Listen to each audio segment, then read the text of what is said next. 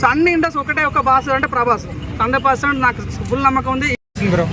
Yeah మొన్న release అయింది, బాగుంది చూడడానికి అయితే. అంటే లైక్ ఒక హాలీవుడ్ రేంజ్లో ఉన్నట్టు అనిపించింది. సో ఇంకా స్టోరీ అందులో లైక్ చాలా మంది యాక్టర్స్ని హైడ్ చేశారు చెప్పాలంటే ఇంకా ట్రైలర్లో. సో ఇంకా అదొక సస్పెన్స్లా పెట్టారు ఇంకా రిమైనింగ్ మూవీలో లైక్ థియేటర్లో చూడటం. ప్రభాస్ గారి లుక్స్ అయితే బాగున్నాయి చాలా. బుజ్జి ఎలా ఉందన్న? అది హైలైట్ చెప్పాలంటే ఇంకా లైక్ అది కూడా దాన్ని కూడా ఎక్కువ హైలైట్ చేయలేదు ట్రైలర్లో.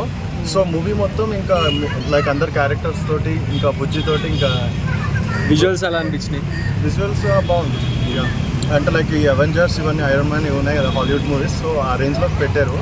సో ప్రాబ్లం చాలా మంది బాగాలేదు అంటున్నారు కదా ట్రైలర్. అంటే లైక్ వచ్చేసి మన మహాభారతం ఈ టైప్ స్టోరీ కూడా పెట్టారు కదా.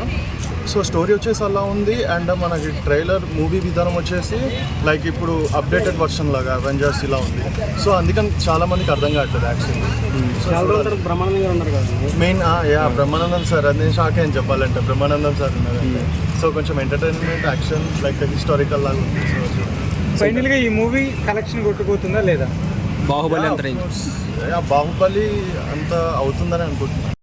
ఒకటి చెప్తాను, ప్రతి ఇండస్ట్రీ ఒక్కొక్క బాస్ ఉంటాడు అన్న, మెగాస్టార్ లైక్ ఆ బాస్ ఈ బాస్ ఉంటాడు కానీ సో అన్ని ఇండస్ట్రీ ఒకటే ఒక బాస్ అంటే ప్రభాస్ 100% నాకు ఫుల్ నమ్మకం ఉంది. ఈ సినిమాతోనే రికార్డులన్నీ బద్దలైతే మనసుకు అంటే నిజంగా డైరెక్ట్ మన నాగేశ్వర ఒక మాట ఎప్పుడన్నా, ఈ బుజ్జి అనే వ్యక్తి మామూలు చిన్న కార్ కాదు, సినిమాలో ఈ బుజ్జి యొక్క రేంజ్ మీకు తెలుస్తుంది అన్నాడు. సో మా ట్రైలర్ క్లియర్ కట్గా అర్థమైంది.